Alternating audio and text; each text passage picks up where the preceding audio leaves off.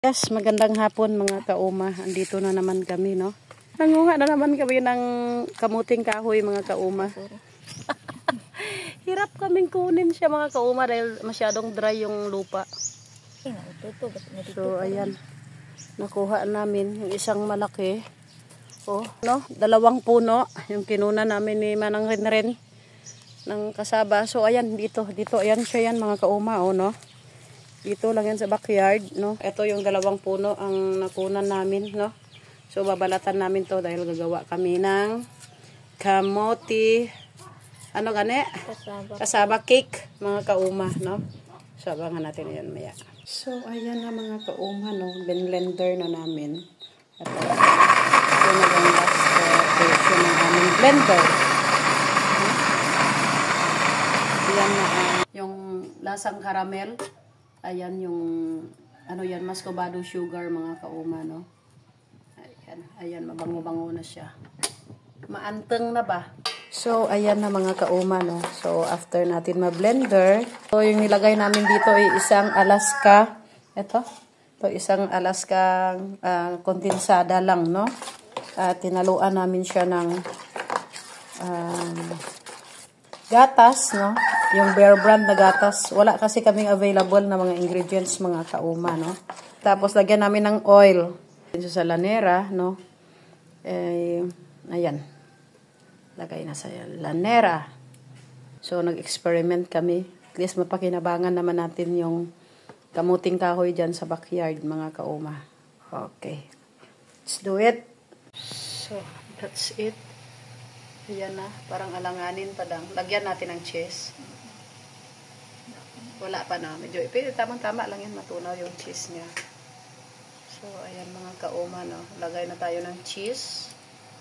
Hindi pa tayo inabot ng 15 minutes, pero naglagay na kami mga kauma, no? Para at least mahalo rin yung lasa ng cheese doon sa... Ayan na siya mga kauma, no? Ito yung finished product namin na ang ginawa namin dito ay steam. Ayan na siya. Na-over sa caramelize.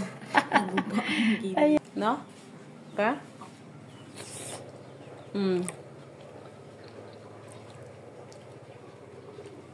Masarap.